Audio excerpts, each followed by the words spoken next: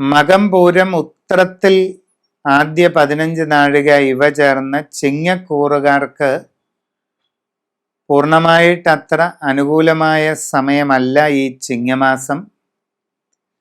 12-ലാണ് വ്യാഴം സഞ്ചരിക്കുന്നത്.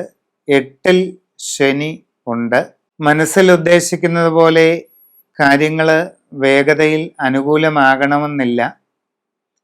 പല കാര്യങ്ങളിലും തടസ്സ വിഷമതകൾ അനുഭവപ്പെടാൻ ഇടയുണ്ട്. പ്രവർത്തന രംഗത്ത് പ്രതികൂലമായിട്ടുള്ള സാഹചര്യങ്ങൾക്ക് സാധ്യത കാണുന്നുണ്ട്. പുതിയ ജോലിക്ക് ശ്രമിക്കുന്നവർക്ക് ആ കാര്യത്തിൽ കാലതാമസം വരാനാണ് സാധ്യത. ശ്രദ്ധാപൂർവം പരിശ്രമം തുടരുക. വിവിധ മേഖലകളിൽ സ്വന്തമായി തൊഴിലുകൾ ചെയ്യുന്നവർക്ക് പല രീതിയിൽ പ്രയാസങ്ങൾ ഉണ്ടാകാം. തടസ്സങ്ങൾ, സാമ്പത്തിക നഷ്ടങ്ങൾ, പ്രവർത്തനത്തിൽ പരാജയം, ഇതൊക്കെ അനുഭവപ്പെടാം. വളരെ ശ്രദ്ധിച്ച് ആലോചിച്ച് തീരുമാനമെടുത്ത് അത് മുമ്പോട്ട് പോകണം. കച്ചവടക്കാർക്കും സാമ്പത്തിക ഇടപാടുകളിൽ വളരെ ശ്രദ്ധ ആവശ്യമാണ്.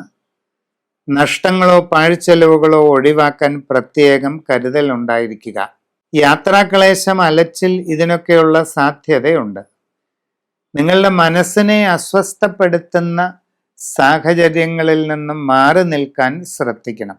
പിരിമുറുക്കങ്ങളും ടെൻഷനുകളും ഒഴിവാക്കാൻ യോഗ, ധ്യാനം, ഇതൊക്കെ ശീലിക്കുന്നത് ഗുണം ചെയ്യും. ഔദ്യോഗിക രംഗങ്ങളിൽ പ്രവർത്തിക്കുന്നവരും വളരെ ശ്രദ്ധാപൂർവം തീരുമാനങ്ങൾ എടുക്കണം. കുടുംബകാര്യങ്ങളിൽ ശാന്തതയോടുകൂടി എല്ലാം ചെയ്യേണ്ടതാണ്. ആരോഗ്യകാര്യങ്ങളിൽ ശ്രദ്ധിക്കുക.